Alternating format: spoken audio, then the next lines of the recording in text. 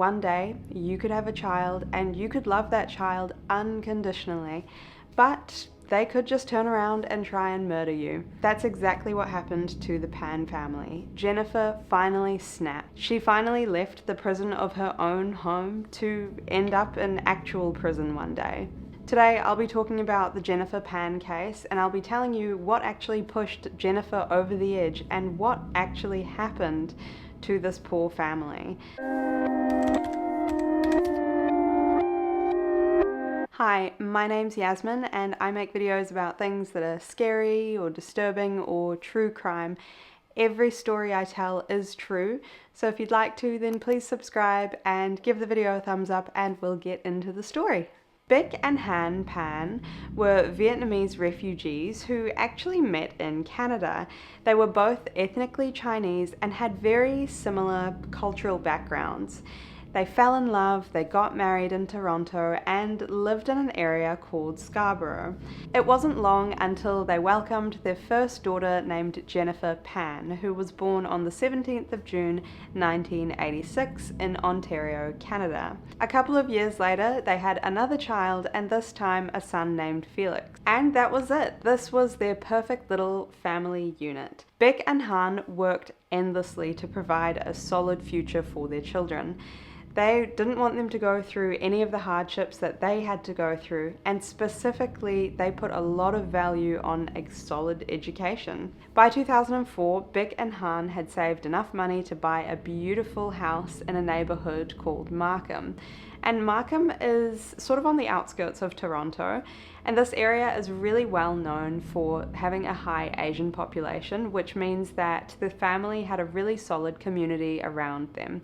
In lots of immigrant families, it's very common for parents to be extremely hardworking, and for this reason, this often transfers on to the children as well, and they end up putting a lot of pressure on their children sometimes. The pressure in this case was so excessive though, especially towards Jennifer. Jennifer's friends often called her parents tiger parents, particularly her dad was a complete tiger dad. A tiger parent is basically someone who's extremely controlling and oppressive so that their child can excel academically. Being a tiger parent has some good underlying values, but overall it can be a little bit damaging psychologically to a child. From around age 4, Jennifer had to go to regular piano lessons, and she also started up figure skating, specifically because her parents wanted her to join the Olympics eventually in the future, but she ended up actually tearing a ligament in her knee, so she couldn't continue to do figure skating anymore, and that was the end of that career option. As she got older, there was more pressure to take on extracurricular activities. She would go straight from school to another extracurricular activity, and her parents always kept an eye on her, making sure that she did every single task that she was assigned to.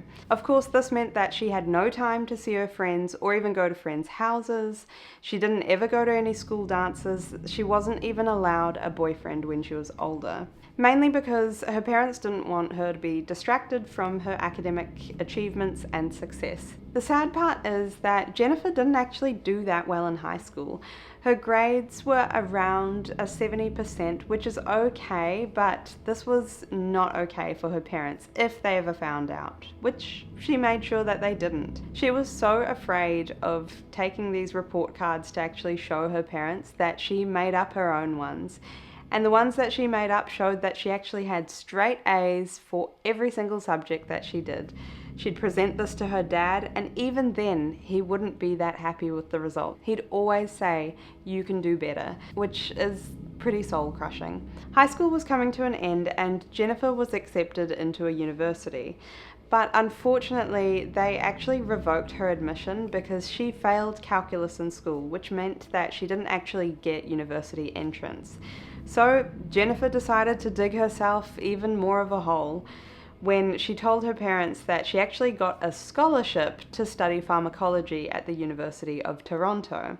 She just fabricated all this evidence, I guess, that she got the scholarship, and again, she presented it to her parents. They were super stoked about this. Jennifer, I guess, was just so used to lying that it didn't even really faze her at this stage. The semester started. Jennifer was a young adult But she wasn't allowed to actually move out, even though, she was an adult. She'd just started uni. She'd wake up every morning and she'd get ready for university, and she'd even tell her parents that she was off to class. But what she was really doing was either going to piano lessons, spending time at cafes, or going to her restaurant job to just earn a little bit of money. To make her lie a little bit more convincing though, she'd watch videos about pharmacology, she'd read books about it, just so she knew kind of what was going on. She also bought some secondhand textbooks, which she'd read as well, and she'd take some notes into like an exercise book, just to have some evidence that she was, I guess, taking notes. Jennifer gained the tiniest bit of independence when she asked her parents if she could just stay at a friend's house during the weeknights. She said that this friend lived really close to the university and it just made the commute a lot easier. And of course, surprisingly actually, her parents said, yeah, that's fine. But this was also a lie. Jennifer wasn't actually staying at her friend's house. Of course she wasn't. She was staying at her boyfriend's house, Daniel Chi Kwon Wong. Daniel was this guy that she met in high school. She loved this guy though, like she was so obsessed with him. He was studying as well, but he was also dabbling in some illegal street activity. He also worked at a pizza place. His uni wasn't really going too well, he wasn't a candidate that you would want your daughter to go out with, I guess. Beck and Han really bought into this whole facade about Jennifer's fabricated life, but not for long. Han was starting to get a little bit suspicious though, mainly because Jennifer lied about something else as well. She said that she was volunteering at a children's hospital, but there was no evidence of any hospital badges or any uniforms, anything like that around the house.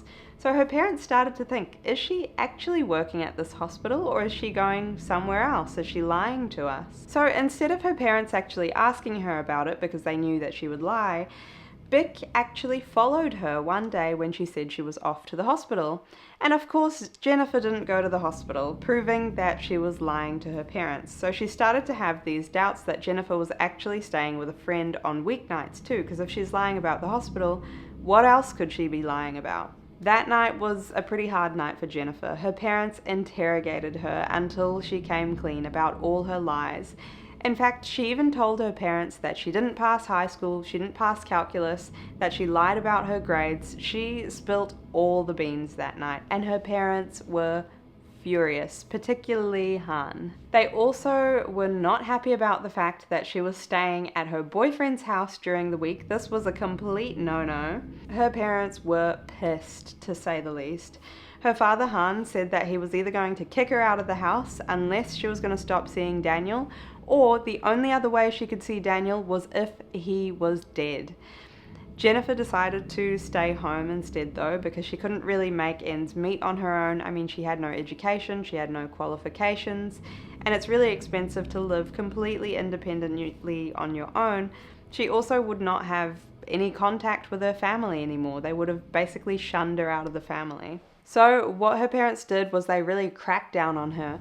They forbid her from ever leaving the house unless it was for piano lessons, and they forced her to finish her high school diploma so that she could eventually, go to university and complete a degree in pharmacology, which is what Han wanted for his daughter. Han was so strict though.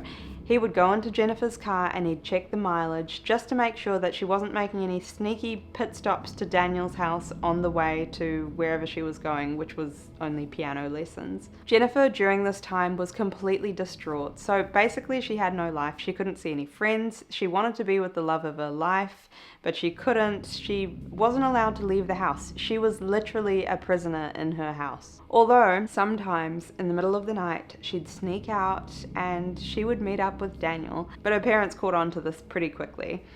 Daniel started to get super sick of this. He just called the relationship off because it was just a massive hassle trying to find Jennifer at the right time. They had to meet at these weird hours. It just wasn't really convenient. Daniel moved on pretty quickly. He started dating a girl named Christine weeks after him and Jennifer broke up, and this was obviously a really open wound for Jennifer still, and she was super jealous when this happened. She fabricated this insane story that is just It's completely unbelievable. She said that 3 men broke into her house and violated her and abused her the entire night. And then the next morning, she received a bullet in the mail. And she said that this was from Christine and that this was like some sort of warning for Jennifer not to come near Daniel. Of course, Christine didn't actually do this. It makes no sense. No police were involved. Nothing even ever happened from this. Jennifer couldn't stand being without Daniel anymore. She really thought about that thing that Hans said the other night. He said that he would have to be dead for Jennifer to be able to see Daniel again. So Jennifer had an idea. She contacted an acquaintance from school who she knew as being this like bad guy. His name was Andrew. He would boast about doing crimes all the time, like robbing people, and he said that one time he was even contemplating killing his own father. So Jennifer, I guess, was like, yep, this is the guy, this is the person who can help me. So Jennifer approached him just to say, like, can you help me out with this? She said that she was planning on killing her father. Andrew really didn't want to dabble in with that, so he actually put her in contact with a friend named Ricardo Duncan. Jennifer asked Ricardo if he would accept $1,500 if he killed her father in the parking lot of his work. And Ricardo said yes, of course. He accepted the money, and he didn't actually do the deed. He didn't even give the money back either. And this was all that Jennifer had from her piano lesson money, so she lost that too. Shortly after all of this though, Daniel and Jennifer rekindled their love, and they came to a conclusion that life would be so much easier if Jennifer's tiger parents were no longer in the picture. And this time they came up with an alternative plan, a surefire way to get rid of Jennifer's parents forever. Jennifer calculated that after her parents were gone, she would be able to sustain a life because she would inherit around $500,000 and she would be with the love of her life forever. To do this, they devised a really sick plan to get Bick and Han out of the picture. Daniel provided Jennifer with a secret iPhone with a new SIM card and everything so that no one could track her. She messaged somebody called Lenford, who usually charges around $20,000 for this type of task, but for her, he would accept $10,000 because it was through Daniel and it was like some sort of discount that he was giving her.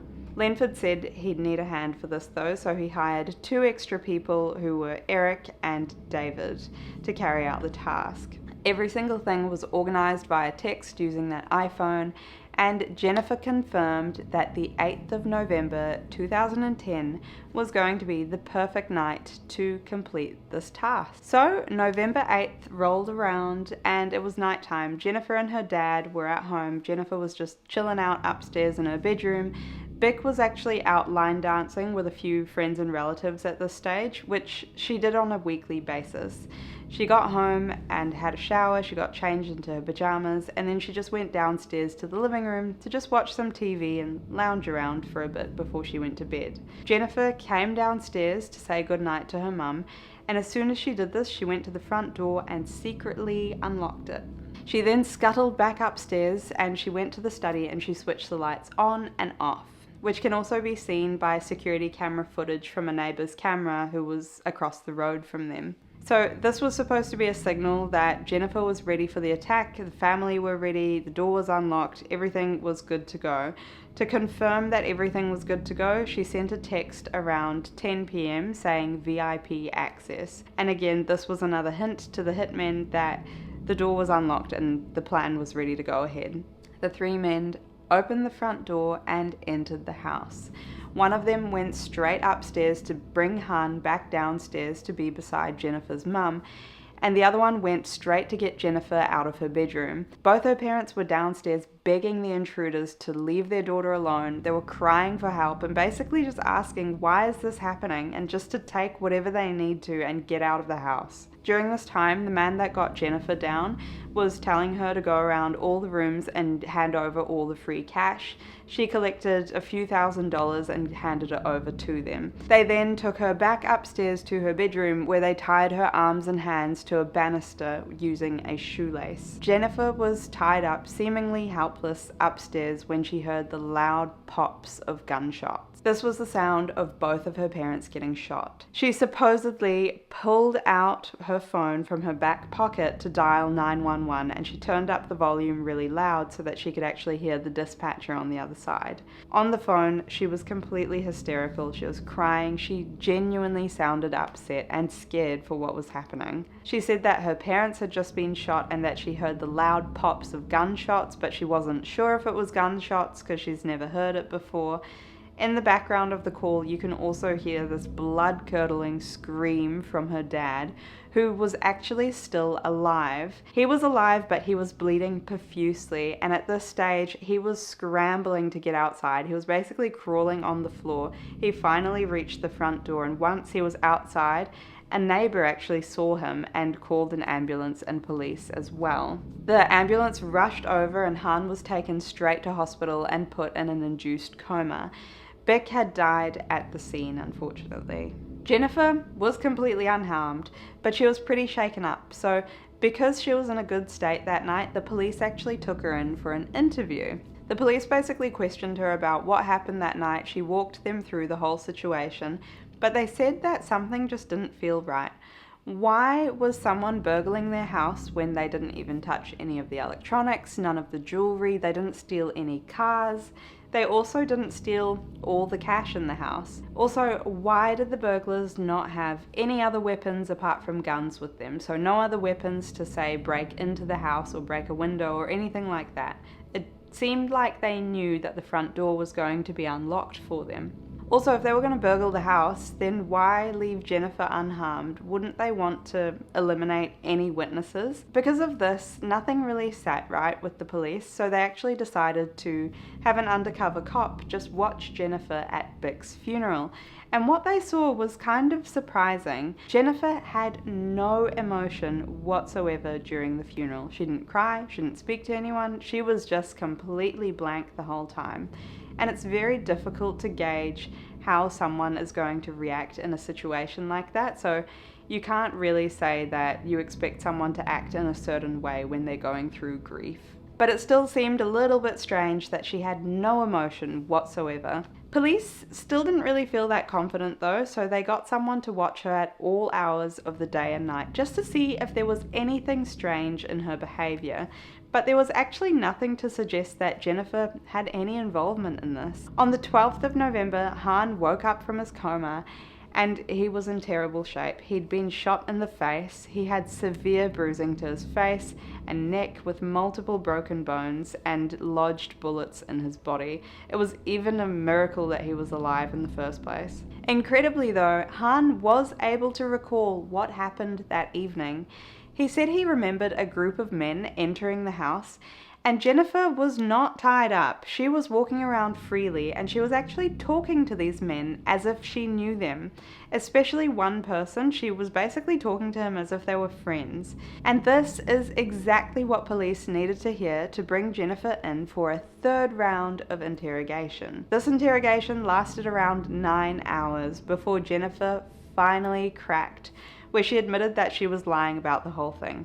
But she gave a really weird, convoluted explanation for everything, and she just lied again. So she didn't actually tell the whole truth. She basically said that she was lying to cover up the fact that she wanted them to kill her, but instead they killed her parents. She was severely depressed. She couldn't see her boyfriend anymore. She felt like she had no life, which is why she wanted these hitmen to do this. Police eventually found that there was an iPhone related to the crime, and the SIM card had been removed and destroyed. No one was able to ever find the SIM card again.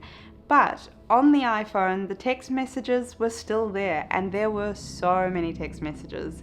And you could clearly see what Jennifer was planning, and it wasn't for her own murder. The only defense that she had was that she was organizing this for a different reason. She said that she tried to cancel with them, but they made her pay regardless of whether they were going to do the deed or not. So I don't know, it doesn't really make that much sense. Jennifer, Daniel, Lenford, and David were all convicted on December 13th, 2014, and they each received life sentences without the possibility of parole for 25 years.